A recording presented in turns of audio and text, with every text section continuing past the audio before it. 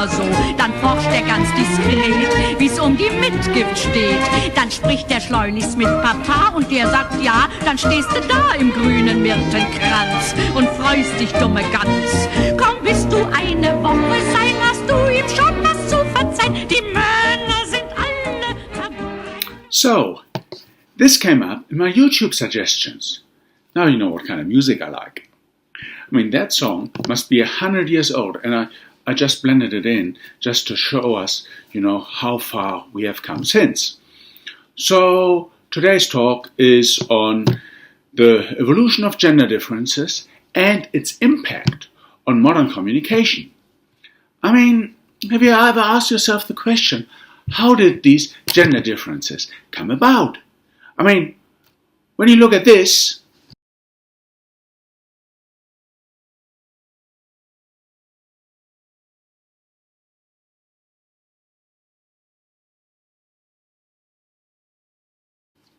that looks pretty equitable to me.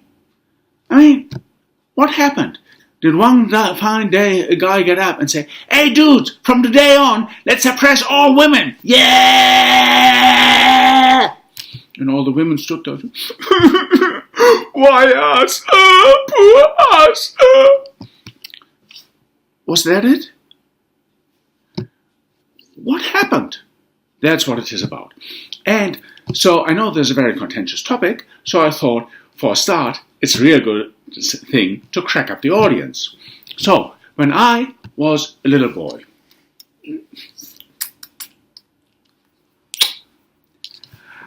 I wished so much to be a girl.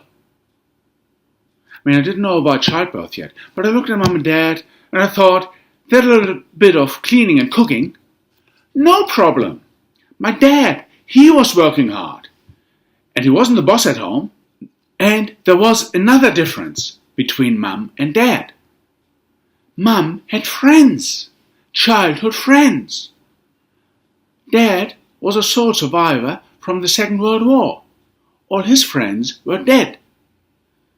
And that was another difference between girls and boys that I found really, really unfair as a little boy. Why is it us boys have to go to war while the girls just can sit at home? I mean, in Finland, they now have the draft for women also, but a woman can get an interview and show that she's not man enough to be a soldier. If a guy tries the same thing, he goes to jail. And that's the most equitable it is in the whole world these days. But let's think about war for a little bit more. I mean, in modern warfare, right, how do you take a machine gun stand? It's very easy. You take 200 young men, all nice, healthy, 18 years old. You put them in this trench opposite the machine gun. Then you shout, "Attack!" And they all jump out and they run into the machine gun fire.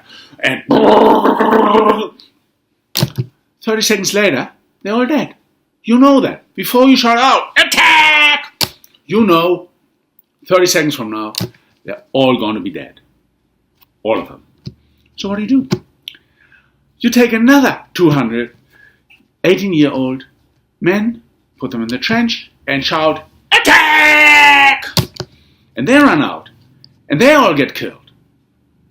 And that goes on until either you run out of 18-year-old men, or the opposition runs out of ammunition, or they have a technical failure with a machine gun. So these battles, they are decided on numbers. It's a numbers game. And if you want to lead a war like that every couple of decades, it's very important every woman in the country is pregnant all the time, because you need the men to run into the machine gun fire. So heroism is not, yeah, I've been to the gym and look at my moogies, yeah, I take you on, come on man, bang! No, none of that.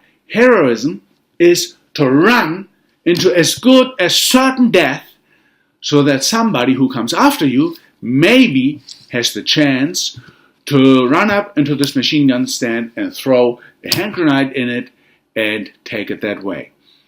That is being a hero, nothing else. How was it in the Middle Ages, when they were, or in ancient times? Then when they were storming a city gate, they had these rams. They were running with them at the city gate and tried to ram in the city gate. And on top of the wall, there were the archers shooting them. There were people with boiling oil pouring that down on them. They threw rocks. They threw everything they had. Everything they had. The question is, what happened when they ran out of the things they had? That is when the battle is decided. At that point in time, are there still enough attackers left to actually climb up on a ladder to the wall and open the gate from the inside and kill everybody on the inside? Or, before they run out of their ammunition, are there not enough attackers left, so they rather go home and say, we didn't get that city? That is the numbers game of war. That is the reason why the Amazons died out.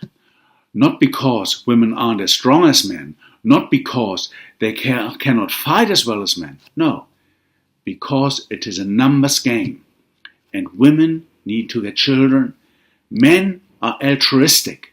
They give their lives for the common good. And women create new life. That's the deal. I'm sorry. That's the deal. I haven't made that, right? This is just the way things are. So, let's just drive this home. How that is with the numbers, right? Imagine a tribe at Abraham's time. Say 100 couples, couple of kids, 100 couples, because we're so caught up with these one-on-one relationships, right? So 100 couples. Now, one day, the 100 men go out and fight against the baddies, right? The bad people, you always fight against the bad people. The others also fight against the bad people, but, you never fight against the good people. You always fight against the bad people, all right? So they go out and fight against the baddies. And on this particular day, 99 of them get killed. And the last guy, he hastes back into the camp and shouts at the women, come on, grab the kids, hop on the camels, let's get out of here. Let's go, the baddies are coming. If they get away, they will still have 100 children a year. Oh, but I can only have sex with this one and only special person. This is what the Bible says about that.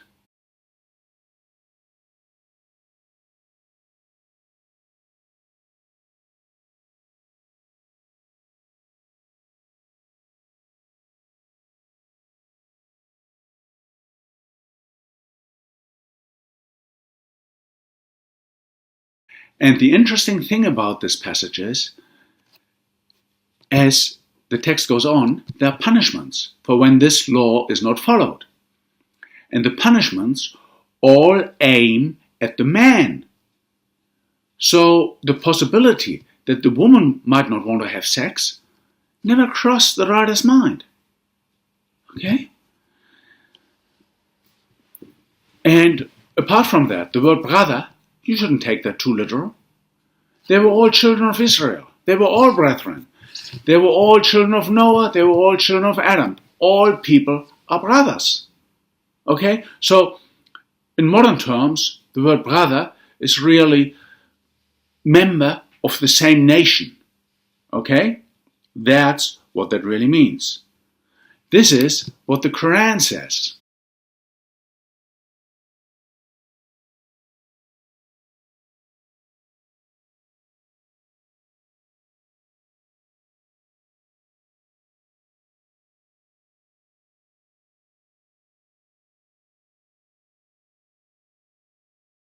Now, modern Muslims will tell you that this is a restriction on how many wives a Muslim is allowed to have.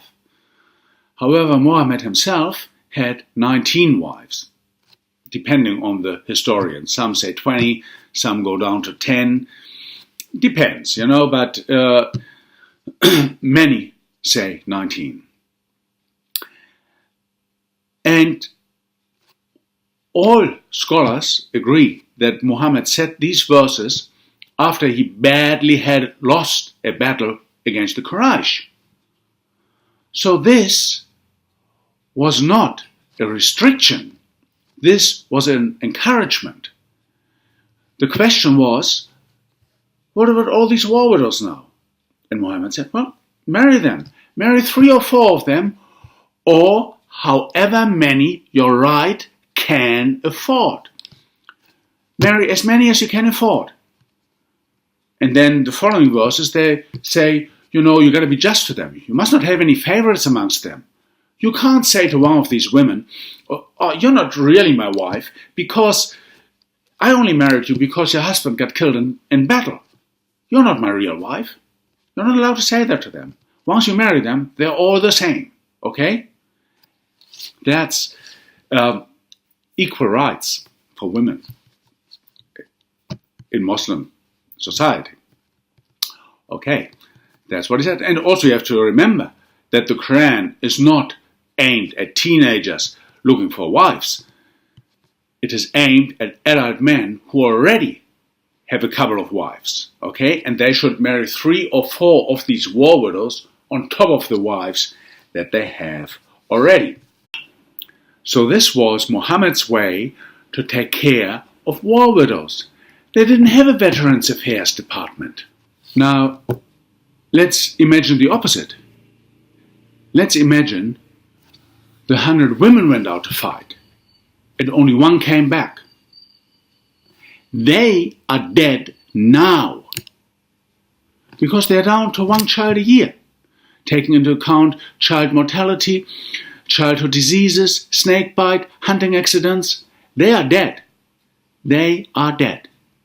This is the reason why in primitive society there's always 1 man with several wives, never 1 woman with several husbands.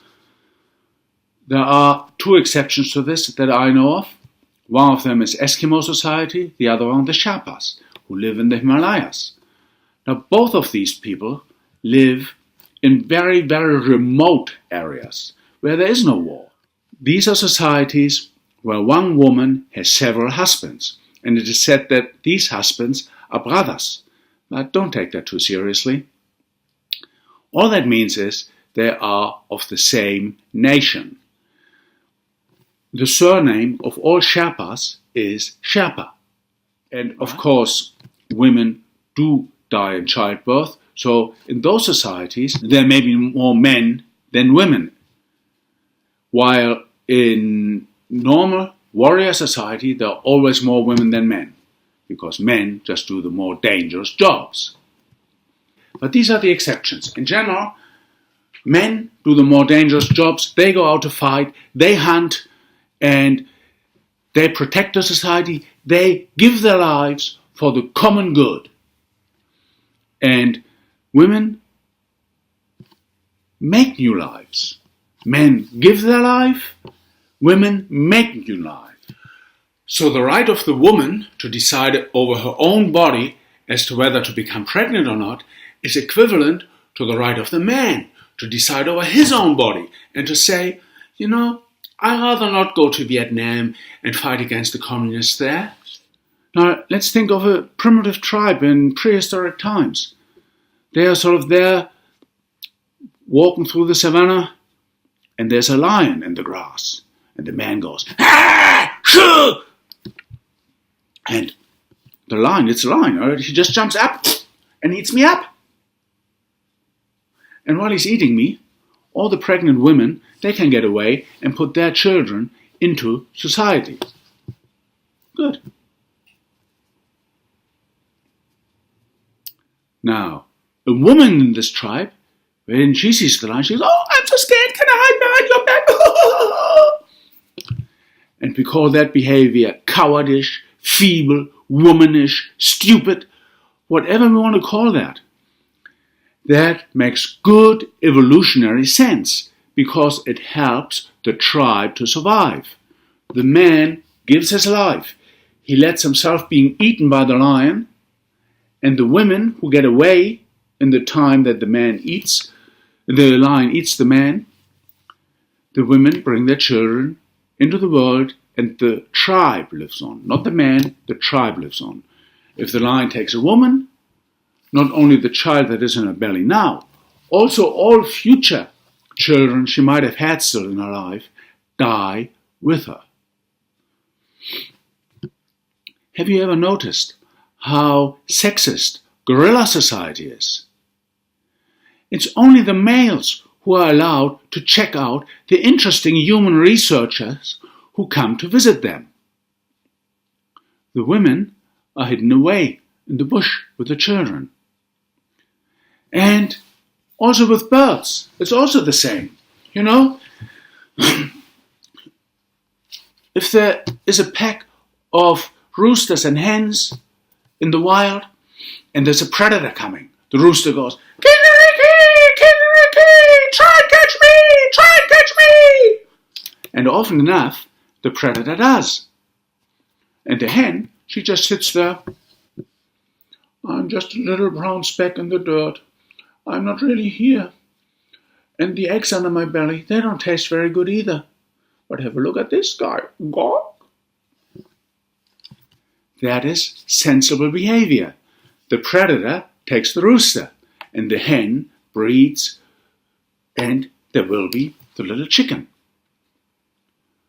Now, primitive men, gorillas, roosters, they don't sit around the campfire and think, what happens if a man dies? What happens if a woman dies? No. This kind of behavior is bred into animals and people. And we all know what makes boys aggressive, poorly behaved at school. Testosterone. It's testosterone that makes the difference. The hormones steer this behavior. People, animals, whose hormones tell females to be aggressive and stand up to a lion, they die out. Animals, people, whose hormones make men stand up to the lions, they survive. Not because the man survives, because he does not, but because the women survive. That's why. So the stereotypical gender differences, they are bred into our behavior and also into animal behavior by the evolution of hormones. If the hormones do not bring forth this behavior, this kind of species will die out as a tribe. As a tribe, aggressive males and shy females, that is the formula for survival. Now, that has great impact on communication and the differences in male and female communication in modern society. But let's go back and just have a look at primitive society, prehistoric society. There's a tribe, and one of the women feels like having duck tonight. Now, she can't go out there into the swamp and hunt a duck. There are snakes, there are crocodiles. What if she dies? The baby in her belly dies. All babies she might have had thereafter. They all will die if she dies. So, she has several options, like, "Hey darling, what about duck tonight?" And if that doesn't work, she can go, "You are a bad hunter. I want my duck. Everybody else eats duck. I have a right to eat duck. I have read on Facebook." Facebook? What's Facebook? "I saw on the top of that mountain, I saw this goddess standing there, and she was looking in the valley beyond, and she told me they are eating duck every night. I want my duck. Do you hear? Get going, you slop. I want my duck." And she can keep going like this until the guy says, "I'd rather be eaten by a crocodile than listen to more of this."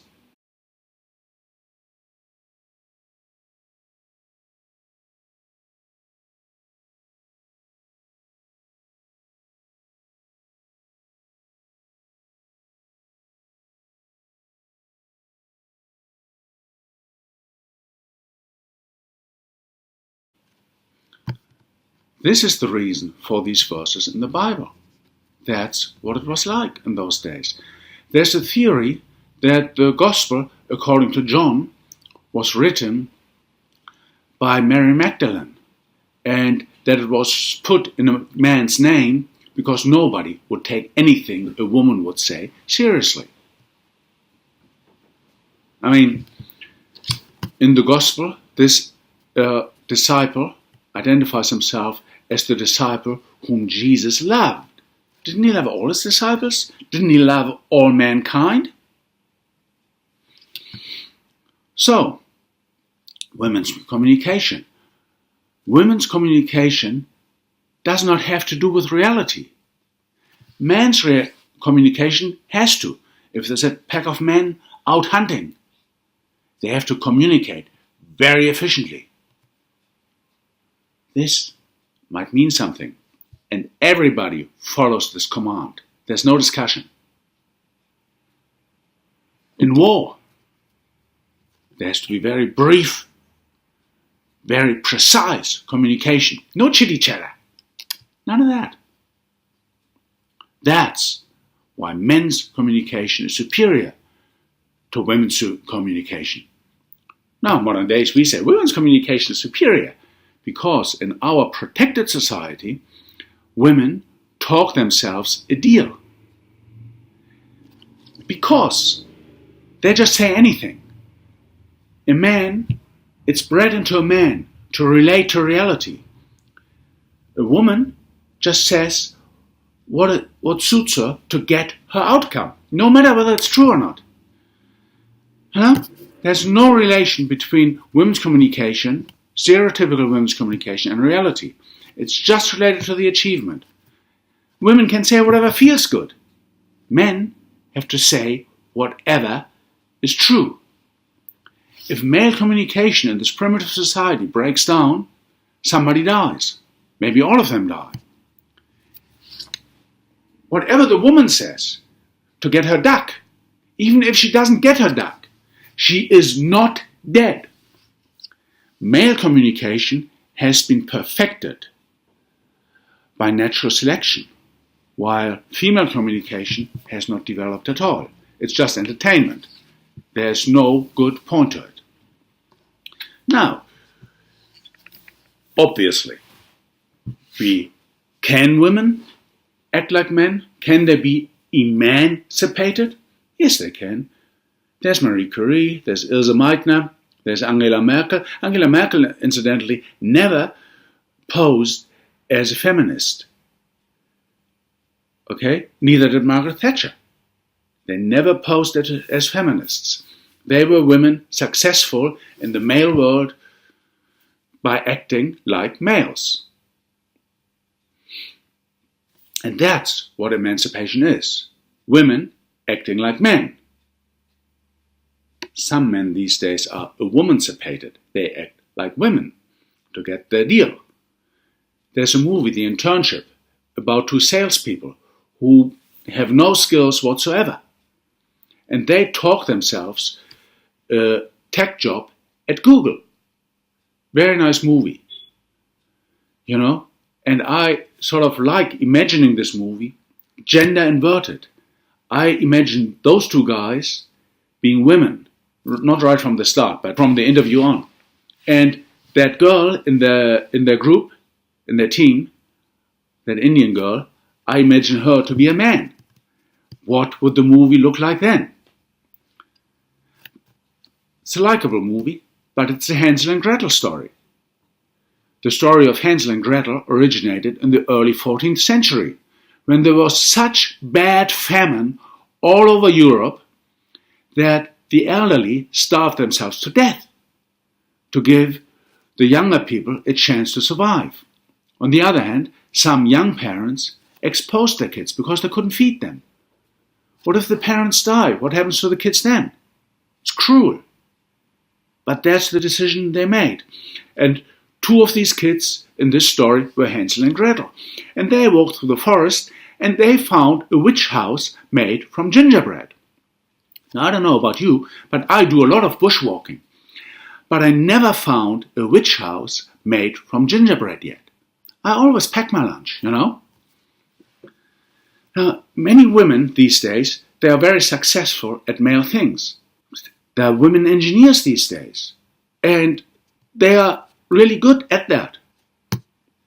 Some of them are. But then, when it gets to sitting in an office from 8 to 5 for 40 years, then these young women often enough discover the value of the family. Fancy that, eh?